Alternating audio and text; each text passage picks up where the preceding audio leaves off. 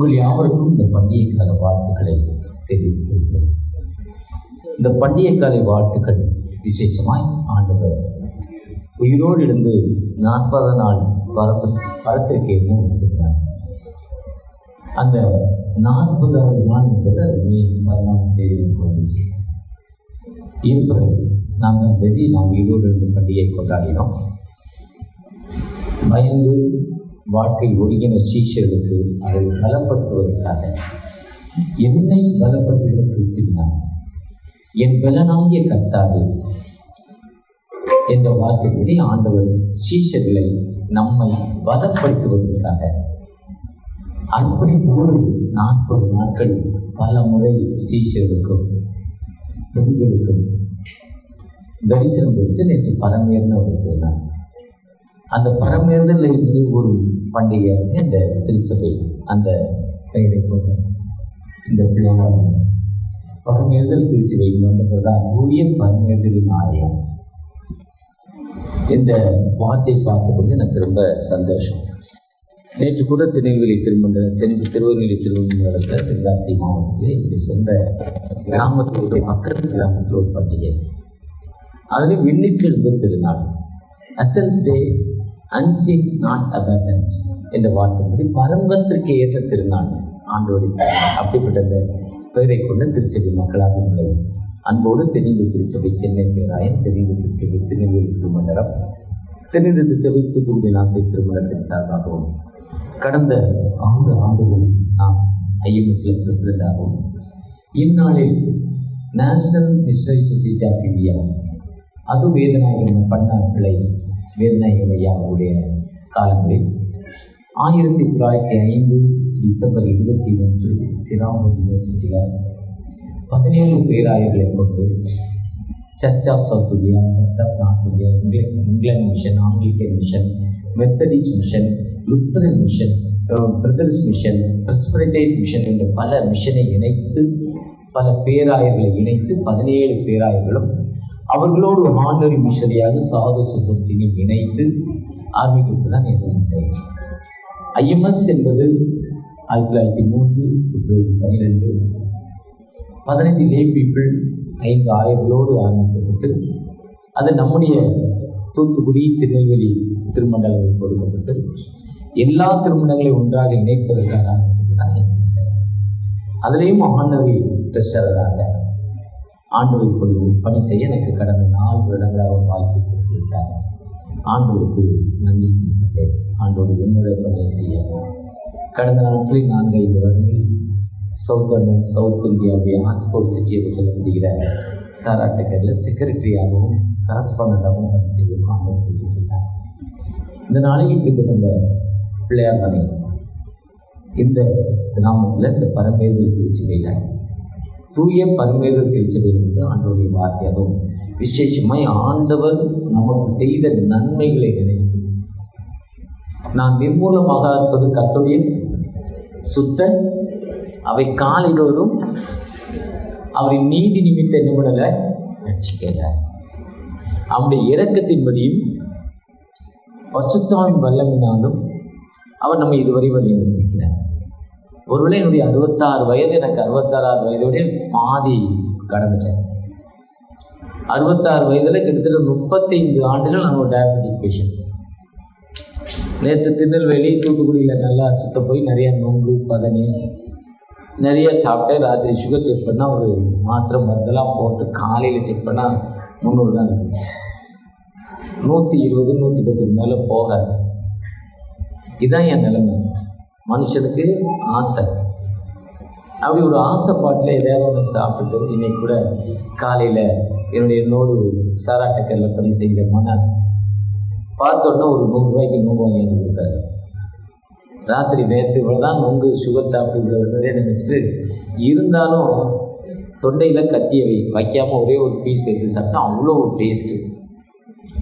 என்னடா இது வில்லங்கமாக போச்சுன்னு பின்னால் கொடுத்துட்டேன். கொரோனாத்தில் ஜெபசிங்னு ஒருத்தருங்க ஒரு அன்பு சகோதரர் சாராட்டங்கள் பணி செய்வார். அவர் வந்தார். வந்தோன்னு ஒரு பையன் கொடுத்தாரு. என்னையா இதுன்னு கேட்டேன். அதை நீ வாங்கிட்டு வந்தாயா அவங்களுக்கு? நான் நல்லது சூப்பர் நினச்சிக்கிட்டேன் மனசு. இருந்தாலும் இத்தனை தொல்லைகளிலும் மத்தியிலும் ஆண்டவன் நமக்கு இது எனக்கு இருக்கிற நிலைமையை சொல்றேன் உங்களுக்கு. இந்த நிலைமையில எனக்கு ஆண்டவர் விடுதலை தந்திருக்கிறார். அந்த ஆண்டவருக்கு நான் நன்றி சொல்றேன். தகப்பனே, இன்னைக்கு நான் இருப்பது முடி சுத்த கிருபை. ராத்திரி சொல்றேன், மதியம் சொல்றேன், காலையில சொல்றேன். காலையில் எழுந்தவுடனே சொல்றேன், ராத்திரி படுக்கிறப்போ சொல்றேன், தகப்பனே இன்னைக்கு நான் இருப்பது முடி சுத்த கிருபை.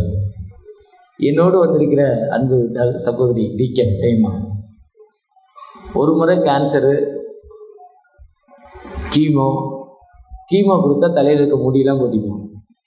ஆனால் அந்த அம்மாவுக்கு முடி கொட்டலை. உடம்பெல்லாம் வலிக்கும். ஏன்னா உயிரணுக்கள் எல்லாம் செத்துரும், ரத்தத்தில் உள்ள உயிரணுக்கள் எல்லாம் செத்துரும். ஆனால் அவருக்கு அந்த அம்மாவுக்கு ஒன்றுமே நடக்கலை. அடுத்து ஹார்ட் அட்டாக்கு உள்ள ஒரு பெரிய ஆப்ரேஷன். டாக்டர் ஒரு வாரம் தான் சொல்லிட்டார். அந்த ஏவிஎம் ஸ்டுடியோவில் இப்போ ஒரு ஹாஸ்பிட்டல் திறந்துருக்காங்க, பேரம் ஆரம்பித்தாங்க. எல்லா இடத்துலையும் 100 ரூபான்னா அவங்கள்ட்ட 10,000 ரூபா. அங்கே இருக்க டாக்டர் சொல்லிச்சு, அம்மா அவன் பையனை கூப்பிட்டு 1 வாரம் தான் நீங்கள் இருப்பீங்க, இந்த அம்மா இருக்கோம். ஆப்ரேஷன் பண்ணாலும் 1 வாரம், பண்ணாட்டாலும் 1 வாரம். ஏன்னா 98 விழுக்காடு ஹார்ட்டில் பிளாக் ஆகிட்டு ஆப்ரேஷன் பண்ண முடியாது, பண்ணால் ஃபெயிலியர் ஆகிடும், என்ன செய்யறது கேட்டேன். அவங்க மகன் சரி எங்கள் அம்மாட்ட சொல்கிறீங்கன்னு வீட்டுக்கு கூட்டியாந்து திரும்ப போகிறேன். 1 வாரம் தான் அம்மா இருக்க போகிறாங்க, பேர பிள்ளையோடு விளையாடட்டுன்னு விட்டுட்டான். அடுத்து ஒரு டாக்டர் லட்சுமணதாசர், நம்ம ஊருக்கார் ஒருத்தர், ட்ரிபிளமனில் இருக்கிறார். அவர் எங்கள் குடும்பத்துக்கு ரொம்ப நெருங்கியவர். அவர்கிட்ட ரொம்ப கூப்பிட்டு வாங்க, நச்சு பார்த்துக்கலான்னு. அவரும் தைரியமாக ஆன்ஜியோ பண்ணக்குள்ளே கூப்பிட்டு போயிட்டு துணி கண்ணில் துண்ணை கண்ணுன்னு என்னையால் முடியாது கூட்டிகிட்டு போயிட்டார். காலையில் நம்ம ஐசியூவில் இருக்கிறப்போ அந்த அவர் பார்க்க வர்றார். இந்த அம்மா இருக்கோ செத்து போச்சவங்க. அவங்க எழுந்து நீட்டாக நல்லா கழுவி, முகத்தை கழுவி, நல்லா பவுடர் போட்டு சென்ட் போட்டு ஏதோ அட்டெண்டர் மாதிரி ஓரமாக உட்காந்துருந்தாங்க. Where is the பேஷண்ட்னாரு. நான் தான் பேஷண்ட்னாங்க. ஐஎம் ஏ பேஷண்ட்னாங்க. அவருக்கு ஒரே ஷாக்கு. இது சொல்லி ஒரு 3 வருஷம் தான் ஆச்சு. எத்தனை வருஷம்? இது ஒவ்வொருவருக்கும் இருக்கக்கூடிய நிகழ்வு. அந்த நிகழ்வின் மத்தியிலும் ஆண்டவர் நம்மை வழிநடத்திருக்கிறார். அந்த ஆண்டவர் நம்மை உயர்த்திருக்கிறார். அந்த ஆண்டவருக்கு நம்ம யாரு நன்றி செலுத்த வந்திருக்கிறோம். அதுதான் வாசிக்க கேட்டு உபாகம் 26ஆம் அதிகாரத்தில், உன் அடிமைத்தன வீடாகிய எகிப்து இன்று காண்கிற எத்திரனே உன் அடிமைத்தன வீடாகிய ஹார்ட் அட்டாக்கு, ப்ரெஷரு, சுகரு, அப்புறம் என்னது இந்த பெண்கள் ஒரு வியாதி வரும், அது மறந்துடுறேன். இப்படி பல வியாதியின் மத்தியில் கொலஸ்ட்ராலு, கெட்ட கொலஸ்ட்ராலு, நல்ல கொலஸ்ட்ராலு, தைராய்டு, இப்படி பல வியாதியின் மத்தியில் இன்னைக்கு புது புது வியாதியெல்லாம் சொல்கிறாங்க. இப்படி பல வியாதியின் மத்தியிலும் அந்த அடிமைத்தன வீட்டிலேருந்து ஆண்டவரை வழிநடத்தி இதுவரை இந்த 2026ஆம் ஆண்டு மே 15ஆம் தேதி நேற்று பரமேறுத திருநாளை கொண்டாடி அன்னைக்கு நல்ல ஒரு சுவிசேஷுடைய செய்தியை கேட்டுட்டு இன்னைக்கு ஆண்டோடைய வார்த்தை இன்னைக்கும் கேட்க இதுவரை இருக்கிறோம். மத்தியானம் காலையில் நல்ல இட்லி வடை சூப்பராக தந்தாங்க, சாப்பிட்டோம். இன்னும் மத்தியானம் ஏதாவது நல்ல குழம்பு வச்சிருப்பாங்க, அதையும் சாப்பிட போறோம். இப்படி அதை சாப்பிடுங்கிற ஒரு நம்பிக்கையோடு ஆண்டவர் நம்மை வழிநடத்திருக்கிறார். அதுதான் எபிரேயர் 11:1, விசுவாசம் என்பது நம்பப்படுகிற உறுதியும் காணப்படாத நிச்சயம் என்று சொல்லுகிறார். அதுதான் எபிரேயர் 12:1, மேகம் போன்று இத்தனை திரளான சாட்சிகள் நம்மை சூழ்ந்திருக்க பாரமான யாவத்தையும் தள்ளிவிட்டு என்ன பண்ணிடணும்? கையில் தூசி போட்டோன்னே இப்படி தொட்டனோடனே உதறிடுது. சட்டையில் தூசி போட்டோன்னு தட்டோன்னு அந்த தூசி போயிடுது. டீ குடிக்கிறப்போ அங்கில டீ போட்டோன்னா தண்ணியை எடுத்து அந்த டீயை வேகமாக கழுவுனா அந்த கரை இருக்காது, அதை உதறிட்டோம். இதே மாதிரி தள்ளிட்டு விசுவாசத்தை துவக்கிறோம் முடிக்கிறோம்னாவே இயேசுவை நோக்கி ஃபாலோ டு தி ஜீசஸ், இயேசுவை நோக்கி நாம ஓடுறப்போ அதுதான் எரேமியா 17ஆம் அதிகாரம், கரளையாய் போன செடி இல்லைங்க, ஜீவ நம்பிக்கையை கர்த்தரை நான் நம்பிக்கையாய் கொண்டிருக்கிற மனிதன் பாக்கியவான். அவரே போட்டுதலால் ஆண்டவரை நம்பிக்கையா நீங்கள் நானும் கடந்து போறப்போ அந்த ஆண்டவர் உங்களுக்கு எனக்கு வாழ்வு கொடுக்கும் ஆண்டவர். அந்த நன்றி பலியை தான் செலுத்த வந்திருக்கிறப்போ அந்த நன்றி பலினா எப்படி, அதான் குருவானவர் அழகா அனௌன்ஸ்மெண்ட்ல சொன்னார். அந்த நன்றி பலியை நம்ம எப்படி செலுத்த போறோம்? காணிக்க போட போறோம், ஆசீர்வாதத்தை ஏலம் எடுக்க போறோம், நிறைய பொருள் வந்திருக்கு. நேற்று ஒரு கோயிலுக்கு போயிருந்தேன், சின்ன கோயில், எங்கள் கிராமத்து பக்கத்து கிராமம். அந்த ஐயா கூப்பிட்டு நான் ஆசீர்வாதத்தில் தலையிடுறது இல்லை, ஏன்னா வாரத்துக்கு ஒரு அர்ப்பின் மீட்டிங்கில் உள்ளே போய்கிட்டு இருக்கேன். ஆனால் ஆசீர்வாதத்தை நான் வாங்குறது இல்லை, லோக்கல் மக்களுக்கு போட்டுன்னு சொல்லிட்டு போயிடுவேன். அந்த ஐயா கூப்பிட்டு, ஐயா நீங்கள் ஆசீர்வாதத்தை ஏலம் விடுங்கன்னாங்க. இப்போ அங்கே வந்திருக்க அலி ஸ்டோர் என்னாச்சு, அவங்க ஊரில் 7 லட்ச ரூபா கொடுத்து ஆசீர்வாதத்தை எடுப்பார். 7 லட்சமோ 10 லட்சம் போட்டி போய்கிட்டு இருக்கோம். சரி அவ்வளோதான் போகும், அதில் வெள்ளி காயின் இருக்குது, பட்டு சேலை இருக்குது, எல்லாம் இருக்குது. 25ன்னு ஆரம்பித்தேன், அவ்வளோதான். யாருமே எனக்கு ஆள் இல்லை. கிராமம் அதை நினச்சி தான் ஐயர் சொல்கிறாரு, கிராமம் நீங்கள் இன்றைக்கி இவ்வளோதான் எடுக்கணும். அதை மனசில் அவர் ஃபிக்ஸ் பண்ணியிருப்பார். இந்த டார்கெட் இவ்வளோ டார்கெட் அச்சீவ் பண்ணணும், கமிட்டியோடு ஃபிக்ஸ் பண்ணி இந்த வருஷத்தில் இவ்வளோ டார்கெட் அச்சீவ் பண்ணி ஐஎம்எஸ்க்கு இவ்வளவு, நம்முடைய பேராமத்தோட ஜிஎம்எஸ்க்கு இவ்வளவு, நமக்கு ஒரு சின்ன கோயில் கட்டணும், ஒரு கிராமத்தில் இந்த கோயிலுக்கு இவ்வளோன்னு ஒரு அச்சீவ்மெண்ட்டு, ஒரு டார்கெட் ஃபிக்ஸ் பண்ணி தான் ஒரு அனௌன்ஸ்மெண்ட் கொடுத்தாரு. அந்த அனௌன்ஸ்மெண்ட்டை கேட்டுக்கொண்ட நீங்கள் நான் என்ன செய்யலைன்னா, கடவுள் எனக்கு என்ன நன்மை செய்திருக்கிறார் ஒரு லிஸ்ட் அவுட் பண்ணணும். இந்த மெசேஜை கேட்டுட்டு இருக்க போய் உங்களுடைய வயசை நினைக்கணும், நீங்கள் வந்த பாதையை திரும்பி பார்க்கணும். இவர் வேலை, நான் கவர்மெண்ட் வேலையில் இல்லை, கவர்மெண்ட் வேலையை எனக்கு தந்திருக்கிறாரு, சம்பளத்தை 8 வருஷமாக வேலை செஞ்சேன், சம்பளம் வரல, இந்த வருஷம் சம்பளமும் வந்துருச்சு, மொத்த அரியர்ஸ் பணமும் வந்துருச்சு. அப்போ ஆண்டவருக்கு நம்ம என்ன செய்யணும்? நம்ம ஆண்டவருடைய அச்சீவ்மெண்ட் என்ன? கடவுளுக்கு நம்ம என்ன செய்யணும்? அந்த யாக்கோபு ஒன்றுமில்லாத நிலைமையில அவர் நடந்து போய்கிட்டு இருக்கும், ஒன்றுமே இல்லை, வெறும் கோலும் தடியும் தான். ஆதியாகமம் 32:10 கோலும் தடி, கோலும் ஒன்று தான், தடியும் ஒன்று தான். அவர் கையிலேருந்து ஒரு கம்பு, பாம்பு வந்து அடித்து விரட்டுறதுக்கு, கரடி சிங்கம் வந்து அடித்து விடுறதுக்கு ஒரு கம்பு குச்சி தான் வச்சுருந்தாரு. அப்படிப்பட்ட நிலைமையில ஆண்டவர் 28:15 சொல்றாரு, டு நாட் அஃப்ரைட், பயப்படாதே, நான் தேவன் சொல்றாரு. அப்பா சொல்றா, இது பூமி சாதாரண இடம் இல்லை, லூஸ் இல்லது, இது ஆண்டோடைய பூமி, பரலோகத்தின் திருவுகோள், பரலோகத்தின் வாசல், கேட் ஆஃப் த ஹெவன். இது எபினேசர், ஆண்டவர் இருக்கிற இடம் சொல்லி, எனக்கு உண்ண உணவும் உடுக்க உடையும் கொடுங்கன்னு ஒரு ஜோம் பண்ணிட்டு, எனக்கு என்ன கொடுக்குங்களோ அதை நான் 10ல் 1 கொடுக்குறேன்னு கடவுளுக்கு சொன்னார். யாவுக்கு சொன்னார். வெறும் தனியாக போனால் எவ்வளோ பெரிய கூட்டம் உங்களுக்கு தெரியும். அண்ணா குட்டு குழந்தை இல்லை, சர்ச்சில் போய் ஜெபம் பண்ணிச்சார் அந்த அம்மா. சிறுமியை பாருங்க, ஜெபம் பண்ணிட்டு நீ தருவீரானால் அந்த குழந்தையை உங்களுடைய ஊழியத்துக்கு நம்ம கொடுங்க. ஏற்ற உற்பத்தி காலத்தில் ஆண்டவர் குழந்தையை கொடுத்தார். யோவான் 6ஆம் அதிகாரத்தில் திரளான மக்களை இயேசு பார்க்கிறார். அது பண்டிகை காலம், இதே மாதிரி ஃபெஸ்டிவல், எல்லா மக்களும் வந்திருக்காங்க, பண்டிகை காலம். அதில் நிறைய பேர் சோறு போடல. அதான் இப்போ நாசிரியத்தில் பருப்பை இந்த அசரம் பண்டிகைன்னா 10 நாளும் சாப்பாடு, நல்ல சாப்பாடு. எங்களை மாதிரி வெளியூருக்கு வரவங்களுக்கு சின்ன கிராமம், ஹோட்டல் இல்லை, அதனால் 3 வேளையும் நல்ல சாப்பாடு. எல்லா ஊர்லேயும் நாசிரியத்தில், அந்த மெஞ்ஞானபுரத்தில், அந்த உடங்குடி கிறிஸ்டியானாரில், எனக்கு தெரிஞ்சு எல்லா ஊரில், முதலூர், அந்த முதலூரில், எல்லா ஊர்லேயும் போடுறாங்க 3 வேளையும் சாப்பாடு. உங்கள் ஊர்லேயும் 3 வேளையும் தான் 10 நாளும் இருக்குன்னு நினைக்கிறேன் கண்டிப்பாக. அப்போ அந்த அன்னைக்கு சோறு இல்லை, அதனால தான் ஏசு அந்த மக்களை பார்க்குறாரு. பண்டிகை காலத்தில் எத்தனை பேர் சாப்பிடல. எங்கள் கம்மலில் வேலை செய்கிற நிறைய பேர் வருவான் ஊருக்கு பண்டிகைக்கு, ஏதோ ஒரு ஊருக்கு பண்டிகைக்கு 3 நாள் லீவு, 4 நாள் லீவுன்னு போவான். அப்படி வர்றப்போ சோறு இல்லாமல் இருக்காங்கன்னே பாவம். அப்போ தான் சொல்கிறாரு, இந்த மக்கள்கிட்ட ஏதாவது கொடுக்கணும்னு பார்க்குறாரு. அந்த பையன் வச்சிருந்தது 2 மீன் 5 அப்பம், அவ்வளோதான். அவனுடைய மொத்த இருப்பே அவ்வளோதான். ஆனால் கவலைப்பட்டேனா? கவலைப்படலையே, எடுத்து அப்படியே கொடுத்துட்டானே. எத்தனை பேர் சாப்பிட்டாங்க பாருங்க. ஏன்னா அந்த ஏழை தாய் லூக்கா 21 எடுத்து அப்படியே கொடுத்துருச்சு. அதுதான் 1 கொரிந்தியர் 2 கொரிந்தியர் 8:9. அந்த மக்கதோனியா திருச்சபை மக்கள் அப்போஸ்தலர் 16 படிச்சுட்டு தான் 2 கொரிந்தியர் 8:9 தன் வறுமையிலும் தங்களுடைய எளிமையிலும் உதாரணத்துவமாய் ஆண்டவருக்கு என்று கொடுக்கிறார்கள். ஒண்ணுமே இல்லை. அதுதான் சங்கீதக்காரர் 103 சொல்றாரு, என் ஆத்துமாவே, என் முழு உள்ளமே, என் ஆத்துமாவே அவர் செய்த சகல உபகாரங்களையும். அவர் அழிவிலிருந்து உன்னை மீட்டு, எங்க இருந்து மீட்டு இருக்கிறாரு? அழிவிலிருந்து உன்னை மீட்டு, நோயிலிருந்து உன்னை குணமாக்கி. பிராக்டிக்கலா உன்னுடைய அனுபவத்துல சொல்றாரு. அவர் உன் அக்கிரமங்களை எல்லாம் மன்னித்து, என்ன சொல்றாரு? உன் அக்கிரமங்களை எல்லாம் மன்னித்து நோயை எல்லாம் குணமாக்கி. Heal the disease. நோயே இல்லை, இப்ப என்ன குணமாக்கிருக்கேன். அக்கிரமங்கள் என்ன பண்ணியிருக்கிறாரு? மன்னிச்சிருக்கிறாரு.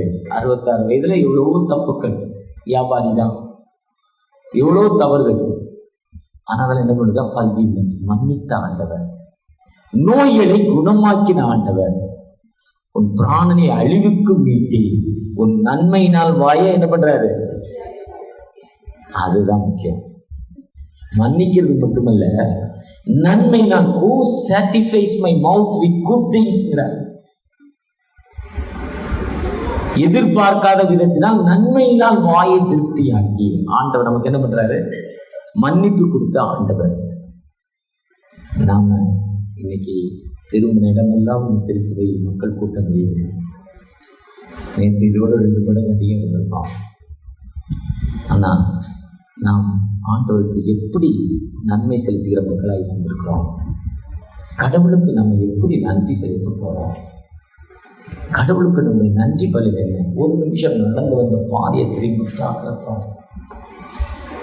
ஒரு சகோதரி, நான் என்எம்எஸ்ஐ சார்பாக வெஸ்ட் பெங்கால் போயிருந்தேன்.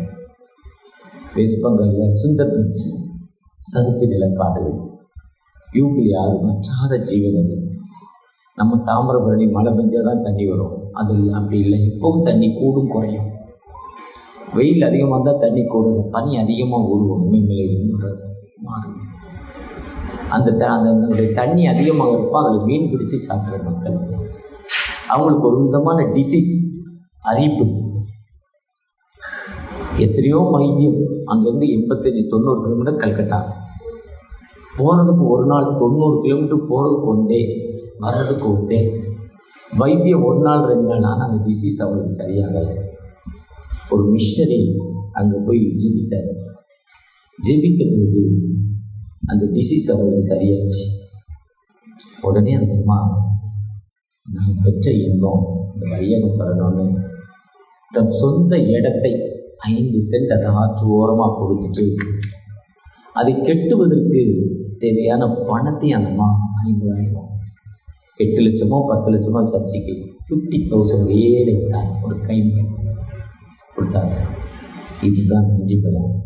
ஒருவேளை நீங்கள் நான் ஆண்டவர்கிட்ட எப்படி நன்றி கூறுவாங்க? பிள்ளையார் மனைவி ஒரு சின்ன சர்ச்சாக இருக்கும்னு நினச்சிட்டு வந்தேன்.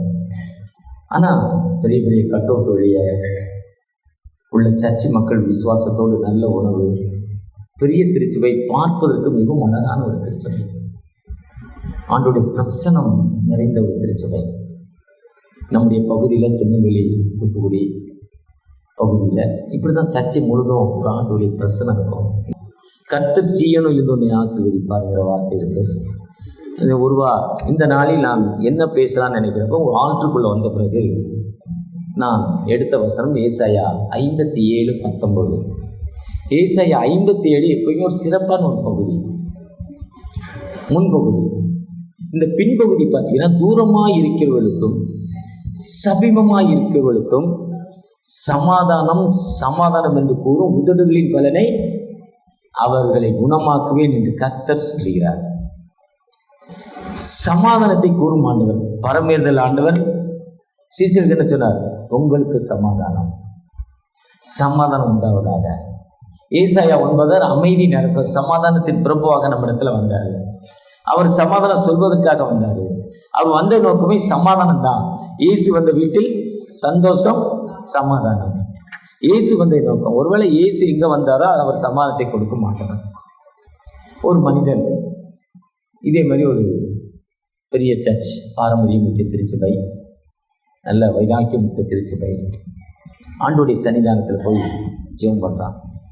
தகப்பனே, ஒரு வாரம் அவசரப்பட்டிக்கு வந்துட்டேன், எனக்கு ரொம்ப அவசரமாக சென்னைக்கு போகணும். சென்னைக்கோ பாம்பேக்கோ செங்கல்பட்டோ கோயம்புத்தூரோ துபாயோ ஏதோ ஒரு ஊர்லேருந்து, நிறையா ஊர்லேருந்து வந்திருக்கிறோம். போனோன்னே எனக்கு அங்கே போகணும், ஒரு 10 லட்ச ரூபா ரொம்ப அவசரமாக வேணும். நீங்கள் என்ன செய்வீங்களோ எனக்கு தெரியாது. 10 லட்ச ரூபா தந்தீங்கன்னா உங்கள் சர்ச்சுக்கு இந்த ஏரியாவில் நிறைய தேங்காய் மரம் இருக்குது, ஒரு 100 தேங்காவை வாங்கி நான் கொடுத்துட்றேன், என்ன பொருத்தனை பண்ணி ஜெபம் சர்ச்சில் வந்து ஆற்றில் போகிறேன். அந்த மதுரையில் போனீங்கன்னா பெரியார் பஸ் ஸ்டாண்டில் நேற்று அந்த டிஎல்சி ஐயரமான ஃபோன் பண்ணாங்க. ஒரு கூட்ட மக்கள் ஜெபித்து கொண்டே இருப்பாங்க. சென்னையில் போனால் ஹைகோர்ட்டுக்கு ஏற்ற மாதிரி ஆண்டர்சன் சர்ச் ஒரு கூட்ட மக்கள் ஜெபித்து கொண்டே இருப்பாங்க. அதே மாதிரி இந்த மெயின்லைன் சர்ச்சில் நிறையா சர்ச்சில் கூட்ட மக்கள் ஜெபித்து கொண்டே இருப்பாங்க. அதே மாதிரி ஜெபம் பண்ணிவிட்டு வெளியே போனார். ஒருத்தர் வந்தார். வந்துட்டு உங்கள் அப்பாட்ட நான் உங்கள் தாத்தாட்ட 5 லட்ச ரூபா வாங்கினேன், ரொம்ப வருஷத்துக்கு முன்னால், எழுதிலாம் கொடுக்க முடியல, இப்போ வசதியாக இருக்கேன், நான் கடவுள் கொடுக்க சொன்னார், உங்களை பார்த்து நான் வாங்கின பணத்தை கொடுப்பேன்னு செக்கை கொடுத்துட்டேன். ஜெபம் பண்ணிட்டு வெளியே போனோடனே செக் வந்துச்சு. என்னடா கடவுள் இது, சூப்பர் கடவுள்ப்பா. மத்திய 7:7 கேளுங்கள் தரப்படும், வேகமாக சொல்லணும். யோவான் 14:14 என் நாமத்தினால் எவைகளை கேட்டாலும் அவனை தரணுங்கிறார். கேளுங்கள் கேளு. மத்திய 7:7 கேளு. ஞாபகம் வச்சுக்கோங்க. இதே மாதிரி எனக்கு சர்ச்சில் சண்டே ஸ்கூலில் சொல்லி கொடுத்துட்டாங்க. போனோன்னா அப்போ ஒரு 100 தேங்காய் வாங்கலான்னு பக்கத்தில் ஒரு மார்க்கெட்டுக்கு போனார். இப்போ முன்ன வந்து தேங்காய் எங்களுடைய சம்மந்தக்கார தேங்காய் தென்னந்தோப்பு தான் வச்சுருக்கிறாரு. எனக்கு வந்து 20,000 30,000 மேலே தேங்காய் விற்றதே இல்லை. இப்போ தான் ஒரு 6 மாதமாக 1 லட்சம் 1.5 லட்சம் தாங்குறாரு. அந்த அளவுக்கு தேங்காய் விலை கூடி போச்சு. அந்த தேங்காய் விலை கூடின இடத்துல போய் தேங்காய் கேட்டார். என்ன விலைன்னாரு. ஒரு கிலோ 50 ரூபா 70 ரூபாய் சொன்னார். என்ன இவ்வளோ விலை சொல்கிறார், கோயில் பக்கத்தில் இருக்க சரி விட்டு மார்க்கெட்டில் போய் வாங்கணும். திருநெல்வேலி மார்க்கெட்டுக்கு போனார், இல்லை தூத்துக்குடி மார்க்கெட்டுக்கு போனார், தேங்காய் மார்க்கெட்டிங்க அந்த மார்க்கெட்டுக்கு போனார். அங்கே 70ங்கிறது 65 ரூபா சொன்னாங்க. இதுவும் ரொம்ப அதிகமாக இருக்கேங்க. அப்போ அந்த தென்னந்தோப்பு அங்கே இருக்கு, அங்கே போயிருந்தாங்க. அது வற்றாத ஜீவநிதி ஓடுற கரையோரம். அந்த தென்னந்தோப்புனா எனக்கு இந்த வைகை ஆற்று ஓரமா சூளவந்தான் பக்கத்தில் உள்ள அந்த தென்னந்தோப்பு தான் நீங்கள் ஞாபகத்துக்கு வரும். அந்த தென்னந்தோப்பு அப்படி படுக்கை அப்படி அங்கே போய் தென்னந்தோப்புக்கு போயிருப்பாங்க. அங்கே போய் கேட்டால் இதோட இன்னொரு 5 ரூபா கொஞ்சம் சொல்லுவாங்க. என்னங்க இன்னும் கம்மியாக கிடைக்காதான்னாங்க. அந்த ஓரமாக அது ஒரு மரம் இருக்குது, அந்த மரத்தில் நீ பிடிங்கி எடுத்துக்கோ, இவன் ஒரு தேங்காய் நீ ஒரு 50 காசு கொடு எடுத்துக்கோட்டாங்க. அது மரம் அப்படியே படுகை அப்படி சாஞ்சி அந்த ஆற்றுக்கு மேலே போய் அப்படி நிற்கிது. சீப்பாகி போச்சுன்னு மரத்தில் ஏறினான். பணத்தை கொண்டு வந்த பணத்தை நல்லா கட்டிட்டான், மடியில் நல்லா டைட்டாக கட்டிட்டாரு. மடத்தில் ஏறுறாரு.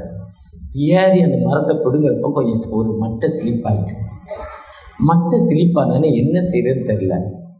அங்கே அந்த கரையோரத்தில் ஒரு ஒன்றா துணி துவச்சிட்டு இருந்தார். தம்பி ஓடியா என்னைய காப்பாற்று, ஒன்றையும் காப்பாற்றலை எனக்கு என்ன லாபம், ஒரு 500 ரூபா உனக்கு தரேன்டான்னு சொல்லி கழுதையை கொண்டாந்து விட்டு மேலே ஏறி நின்றா. உன் கையை நான் பிடிச்சி காலை பிடிச்சிக்கிறேன்னா உடனே 500 ரூபா கிடைக்குது. இன்றைக்கெல்லாம் துணி அழுக்கு துணி துவைச்சாலும் 100 ரூபா கிடைக்காது, 500 ரூபா கிடைக்குதுன்னு அவன் கழுதையை கொண்டாந்து விட்டுட்டு கழுதைக்கு மேலே நின்று என்னை அவன் காலை பிடிச்சான். பிடிச்சி அன்னை பாருங்க நல்லா படிக்கன்னு சொல்லி கழுதை போகணுட்டு. இப்போ 2 பேரும் தூங்கிக்கிட்டு தான். அந்த நேரத்தில் ஒருத்தர் குதிரையை ஓட்டிட்டு வந்தாங்க. கழுதியை விட கொஞ்சம் குதிரை உயரம். குதிரை கொஞ்சம் உயரம்னா இவன் இவர் சொல்றாரு, கோபி சொல்றாரு, அண்ணன் கொஞ்சம் காப்பாற்றிப்பான், 500 ரூபா கிடைச்ச வந்தா இப்போ லைஃபே போயிடுங்களுக்கு. இது ஆணும் பயங்கரமான ஆளும், தண்ணி ஓடு தண்ணிக்கு கொதிச்சு வெளியே வர முடியாது, என்ன செய்யுதுன்னு தெரியலையே, 500 ரூபாய்க்கு வாழ்க்கையே போயிடும் பொழுக்கடா, அண்ணன் நான் 1000 ரூபா தரேன் நீ காப்பாத்துன்னு அந்த குதிரையில வந்து சொன்னாங்க. குதிரை வந்துடும் கழுவலுக்கு ஒன்றுன்னா கழுதியை விட கொஞ்சம் உயரம் குதிரை. சரின்னு வந்து அந்த குதிரையை நிப்பாட்டிட்டு அதுக்கு மேலே இறங்கி இவன் காலம் பிடிச்சா பாருங்க. இப்போ குதிரை 1000 ரூபா கிடைச்சிருந்தா ஐயா அந்த ஒரு ரவுண்டு போயிட்டு வந்தால் பீச்சில் 20 ரூபா, 1000 ரூபா கிடைக்கணும் மொத்தமாக வந்தோம், லைஃபே போயிட்டு போயிருக்குடா, என்ன செய்யறது தெரியல. அப்போ ஒட்டகச்சிவிங்க ஒட்டிக்கிட்டு வந்தான். ஒட்டகச்சிவிங்கி 10 அடி உயரம், இவ்வளோ தூரம் உயரம் அவங்க தூக்குறான். 8 நீங்கள் ஒட்டகச்சிவிங்க அந்த ஆப்பிரிக்காவில் அந்த காட்டுக்குள்ளே வந்து போய் பார்க்குற காட்டுக்குள்ள தான் ஒட்டகச்சிவிங்க அவ்வளோ அழகாக இருக்கும், அவ்வளோ ஹைட்டு. அதை கூப்பிட்டு வந்தான். அவனுக்கு 5000 ரூபா தரேன்னா யார் இப்போ அந்த 1000 ரூபா சொன்ன 1000 ரூபா வாங்குற யார்? அந்த இவன் குதிரை பாட்டி. அவன் வந்து பிடிச்சா ஒட்டகச்சி நீக்கிட்டு இப்போ 3 பேரும் தொங்கிக்கிட்டு இருக்கான். 3 + 1 4 பேர். அவனுக்கு 1 லட்ச ரூபா மண்டியில் இருக்கு. தேங்காய் வாங்கினா செலவு அதிகம் வேணும், பிடுங்க வந்தான் மிச்சம் பண்ண கடவுள் கொடுத்ததுக்கு. இப்போ 500 ரூபாய்க்கு வந்தான், வாழ்க்கையில் போதுன்னு 1000 ரூபா கொடுக்க போகிறாங்க. இப்ப இவனுக்கு 5000 ரூபாய் கொடுத்தா, இது எல்லாத்தையும் கீழே வந்து ஒட்டகைச்சு விற்காருன்னு சொன்னா 15,000 ரூபாய் தரலன்னா நீ கிளைய மட்டும் விட்டுறாதா, செத்து போவோம்.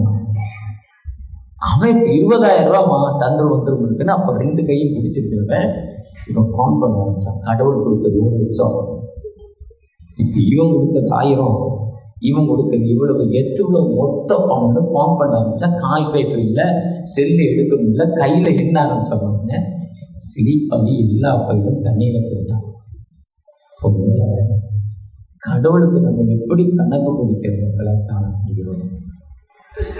கடவுளுக்கு கணக்கு கொடுக்க வந்திருக்கு, நமக்கு சமாதானத்தை கொடுக்க மாட்டேன். உங்களுக்கு ஹார்ட் அட்டாக் இருக்கலாம், பிரஷர் இருக்கலாம், சுகர் இருக்கலாம், இல்ல பேரல் அட்டாக் ஆயிருக்கலாம், இல்லைன்னா தைராய்டு இருக்கலாம். தகப்பனே நான் அந்த செலவு பண்ற பணத்தை இத்தனை லட்சம் ரூபாய், அப்போலோ போனா 15 லட்சம், ட்ரிபிள்எம் போனா 13 லட்சம், நாங்க ஒரு லோக்கல் ஹாஸ்பிட்டல் வச்சிருக்கோம், அதுல வந்து 5 லட்சம், இன்னும் லோக்கல்ல போனா 2 லட்சம் ரூபாய், இதெல்லாம் கணக்கு பண்ணி நான் உனக்கு தரேன் பண்ணியை காப்பாத்துன்னு சொல்லி நீங்க எப்பாவது ஜெபம் பண்ணி பார்த்துருக்கீங்களா? எப்பா பக்கத்து வீட்டுல எங்க அக்கா ஜெபம் பண்ணி பார்த்துருக்கு, விடுதலை வாங்கியிருக்கா, சிரிச்சுக்கிட்டே இருக்காங்க, மந்திரம் ரொம்ப ரிசீவ் பண்ணிக்கிட்டே இருக்காங்க. ஒரு ரூபா நம்ம இது ஒரு ட்ரெயினர். பக்கத்து வீட்டுல ஒருத்தன், இல்லை நம்ம சர்ச்சில் நான் ஒருத்தன் உடம்பு சரியில்லை, அவனுக்கு காய்ச்சல் முடியல, அவனுக்கு ஒரு 500 ரூபாய் கொடுத்தாருங்க, அந்த காய்ச்சல் நமக்கு வராதுங்க, அந்த வியாதி நமக்கு வராது, நிச்சயமா வராது. உனக்கு இருப்பதை பகிர்ந்து கொள்ள ஆண்டவர் சொல்ற, அதுதான் உதடுகளின் சமாதானம் சொல்றார். அந்த ஏசாயா 57:19 சொல்றாரு, உன் உதடுகளின் சமாதானத்தை உனக்கு தருவேன். I create the fruit of the lips, peace, peace to him, peace back. உன் உதடுகளின் சமாதானம், I will heal him, உன்னை சுகமாக்குவேன். சமாதானத்தை கடவுள் மட்டுமல்ல, சுகமளிக்கும் ஆண்டவர். அதுதான் சங்கீதம் தாவீது சொல்றப்ப 103 என் ஆத்மாவே, எவ்வளவு உள்ளத்தில் சொல்ற, என் முழு உள்ளமே என் அக்கிரமங்களை நினைத்து நோய்களை குணமாக்கி அழிவிலிருந்து மீட்டு எனக்கு வாழ்வு கொடுத்திருக்கிறார். அந்த ஆண்டவர் கொடுத்த நன்மைகள் எவ்வளவு நன்மைகள். அந்த நன்மைகள் என்னுடைய வயது, என்னுடைய லைஃப், எங்க அப்பா படிக்கல, கை நாட்டு, ஆனா நீ கஷ்டப்பட்டு டிடிடிஏ பள்ளியில படிக்க வச்சுட்டாரு. நானும் நல்லா படிச்சதால இன்னைக்கு உயர்ந்த பதவியில இருக்கிறேன். உயர்ந்த பதவியில இருக்கிறேன்னா என் அம்மா அப்பாவை பார்க்கிறேனா, என் சகோதரர்களை பார்க்கிறேனா, நான் கொடுக்கிறேனா? ஆண்டவர் சொல்றார். அதுதான் மாசிக்கு 10:19 சொல்றாரு, காகங்களை கவனித்துப்பார், குருவிகளை கவனித்துப்பார். அதுதான் லூக்கா 12 சொல்றாரு, காக்கா 3 கூடு குட்டி 2 கூடு வாடகைக்கா விட்டுருக்கு, 2 கூட வாடகைக்கா காக்கா விட்டுருக்கு, இல்லை எங்கேயா ஃபிக்ஸ் பண்ணி சேர்த்து வச்சிருக்கா, இல்லை பீரோவை திறந்தா எந்த சேலை கெட்டதே தெரியல, இப்படி மேலேருந்து கீழே வரை என் ஒய்ஃபு பார்ப்பாங்க, ஒரு 10 நிமிஷம் தேடுவாங்க. இன்னைக்கு எந்த சேலை கட்டுறது, ஒரு 3 பீரோ திறந்துட்டு இன்னைக்கு எந்த கலர் கட்டுறது, இன்னைக்கு எத்தனை பேர் இல்லாமல் இருக்கா, அவளுக்கு கொடுக்குறோமா? எத்தனை முறை ஒய்ஃப்ட சொல்றதுன்னா தேடாங்க வந்து நம்ம எப்படி இருக்கிறோம்? பென்ஷன் எனக்கு 70,000, எவ்வளவு கஷ்டப்பட்டு இன்னொருத்தருக்கு வர்ற வேலையை நம்ம 5 லட்ச ரூபா கொடுத்து வாங்கிட்டோம்னாங்க. வாங்கின பிறகு என்னைக்காவது வாழ்க்கையில அமைதி இருந்திருக்கா? இருக்காது. எனக்கு 2 ஃபேமிலியே தெரியும். ஒரு ஃபேமிலி 2 ஃபேமிலி எங்க சித்தி தான். ஒரு சித்திக்கு 7 பிள்ளைங்க, காசு கொடுத்து கவர்மெண்ட் வேலை வாங்கல, கவர்மெண்ட் வேலைக்கு போகல, அமைதியாக இருக்காங்க. ஒரு சித்தி காசு கொடுத்து போராடி 4 பிள்ளைய 4+4 மருமகன் மருமகள் எல்லாம் கவர்மெண்ட் வேலை, வாங்குற சம்பளத்தோட அதிகமாக வாங்குற பென்ஷனோட 3 மடங்கு மாத்திரை சாப்பிடுவாங்க. இதுதான் லைஃப், இதுதான் லைஃப். அந்த உதடுகளின் பலி. இன்னைக்கு கிறிஸ்தவம் எதுக்கு நம்ம சண்டை போடுறோம்? அரசாங்க வேலைக்கு தான். எதுக்கு டிசி ஆகும் நினைக்கிறோம்? அரசாங்க வேலைக்கு தான். எதுக்கு இப்படிலாம் நினைக்கிறோம்? அரசாங்க வேலைக்கு தான். கர்த்தர்ட்ட நம்ம ஒப்பு கொடுக்கிற மக்கள் நீங்களும் நானும், என்னையும் சேர்த்துதான் சொல்றேன். கர்த்தர்ட்ட நம்ம கர்த்தாவே நீங்க பார்த்துக் கொள்ளுங்க, ஒப்பு கொடுக்கணுமா? அவர் அமைதியை கொடுக்கும் ஆண்டவர், அவர் சமாதானத்தை கொடுக்கும் ஆண்டவர், அவர் அமைதியின் அரசரா இந்த உலகத்துக்கு வந்தார். அதான் ஏசாயா 9:6. நமக்கு ஒரு பாலகன் பிறந்தார், நமக்கு ஒரு குமாரன் கொடுக்கப்பட்டார். கர்த்தர் தோளில் இருக்கும், அவர் நாமம் அதிசயமானவர், ஆலோசனை கர்த்தா, வல்லமையுள்ள தேவன், நித்திய பிதா, சமாதான பிரபு. இன்னைக்கு அந்த அமைதி அவர் அமைதியை கொடுப்பது மட்டும்தான் வேலை. அந்த அமைதியை கொடுப்பதற்கு எனக்கு போதுங்கிற நிறைவு பிசினஸ்ல வரவே கூடாது, ஊழியத்துல வரக்கூடாது. 1000 பேருக்கு நான் ஞானஸ்தானம் கொடுத்துட்டேன் போதுன்னு படுக்கவே கூடாது. வியாபாரத்துல இவ்வளவு சம்பாதிச்சுட்டா போதுன்னு படுக்கக்கூடாது. எவ்வளவு ஓடுறோமோ ஓடிக்கிட்டே இருக்கணும், மீட்டு விழுந்துகிட்டே இருக்கணும். ஆனா அதை சேர்த்து மட்டும் வைக்கப்படும், அதை கொடுத்துக்கிட்டே இருக்க. இறைக்கிற கிணறு என்ன பண்ணும்? சுரந்துக்கிட்டே இருக்கும். இதுதான் ஊழியம். ஒருவேளை இன்னைக்கு ஊழியத்தில் நீங்கள் நானும், ஏன்னா ஊழியத்தை கொடுப்பது என்பது தூத்துக்குடி திருநெல்வேலி மக்களுக்கு ஈக்குவலாக யாருமே கொடுக்க முடியாது. கல்யாணத்துலேயும் நம்ம காணிக்க எடுத்துறோம், எந்த பேராயத்திலும் கல்யாணத்தில் காணிக்க எடுத்துறோம். நம்ம அதையும் விடுறதில்லை. அழகா ஐயர் அனௌன்ஸ்மெண்ட் கொடுத்தாரு காணிக்கை பற்றி, சூப்பராக. நம்ம ஆட்கள் மேலே யாரும் காணிக்கை பேச முடியாது, கொடுக்கறதுக்கு நமக்கு ஈக்குவலாக யாருமே கிடையாது. ஒரு பிஷப் சொல்றார், போன வாரம் ஃபுல்லாக அவர் கூட தான் ப்ரோக்ராம் 2 நாள். உங்கள் ஊருக்காரன் எங்கே இருக்கானா அங்கே போய் நடக்குங்கிறார் காணிக்கை போய். உண்மை. அலியா சென்னையிலேருந்து வந்துருக்கிறார். அவங்க இருக்க சர்ச்சில் தான் போய் நடக்கும். என்ன நமக்கு நம்ம பெற்றோர்கள்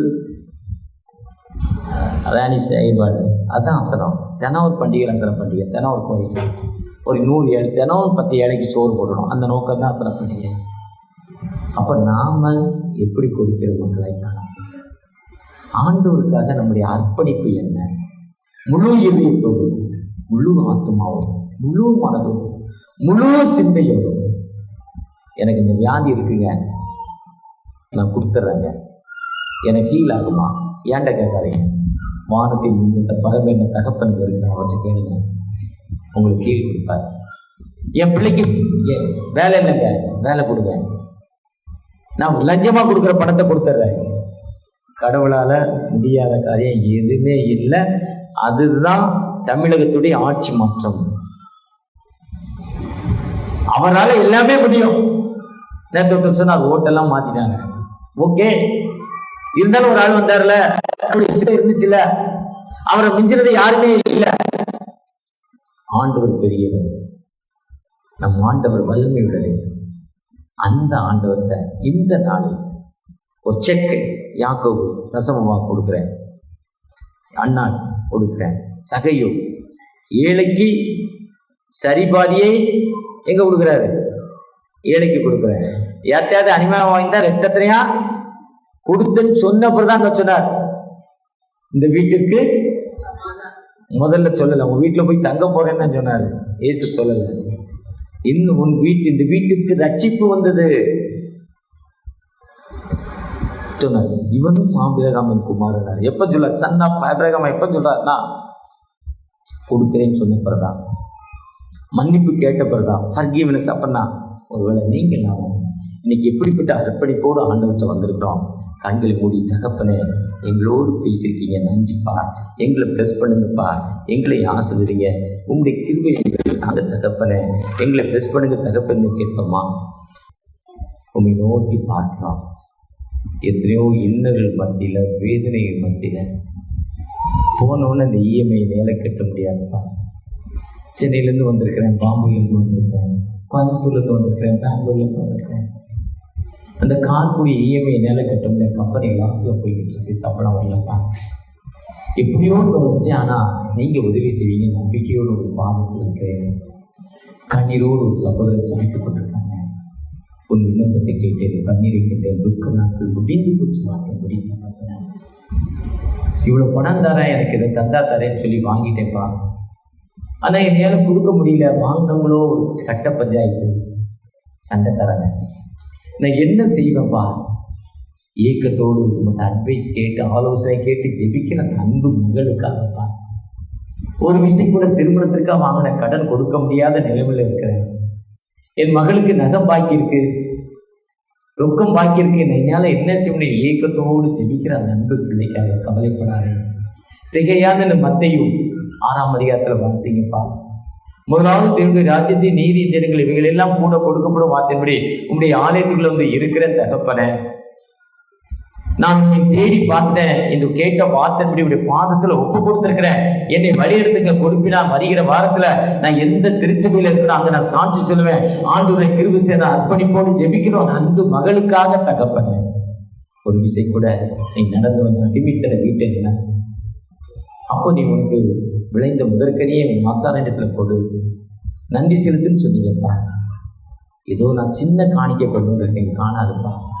திரும்ப நாங்கள் கொடுத்து இப்பொழுது நான் பெரிய காணிக்கைக்கு வந்து எடுத்துட்டு போறேன், அதை மதிப்பில்லாம எடுத்துட்டு போறேன்ப்பா. நான் இது இவ்வளவு விலைன்னு அதை யோசனை இந்த ஆண்டோடைய வார்த்தை என்று நான் ஒப்பு கொடுக்கப்பட்ட அர்ப்பணிப்போடு ஜெபிக்கிறாங்க பிள்ளைகள் மத்தியில. கடந்த வருஷமே நான் ஏலமாக்கி கொடுக்கறியே, என் பேரை மைக்கில சொல்ல போறாங்களே, எனக்கு மெம்பர்ஷிப் இல்லைன்னு இயக்கத்தோடு ஜெபிக்கிறாங்க அன்பு மகளுக்காக. கண்ணீரான பாவங்களுக்கு அந்த பிள்ளைக்காக ஜெபிக்கிறதா மனமறக்க ஆசைப்படுங்க. மீண்டுமா பிள்ளையார்வனை தூய வரம்பேக திருச்சபை 1000 குடும்பங்கள் இருக்காங்க. ஆட்சி மன்ற குழு இருக்காங்க. அசன கமிட்டிக்காக ஜெபிக்கிறோம். எங்களுடைய தெரிந்த திருச்சபை தூத்துக்குடி ஆசை திருமண்டலத்துக்காக, திருமண்டலத்தில் உள்ள அனைத்து ஆயர்களுக்காக ஏற்ற காலத்தில் ஒரு தேர்தல் நடத்தி தகப்பறை தடையில்லாத ஒரு தேர்தல் நடத்தி எங்களுக்கு ஒரு தலைவரை தேர்ந்தெடுக்க கிருபை செய்யலாம். உங்களுடைய பிரச்சனை எங்கள் மத்தியில் வரக்க முடியாது.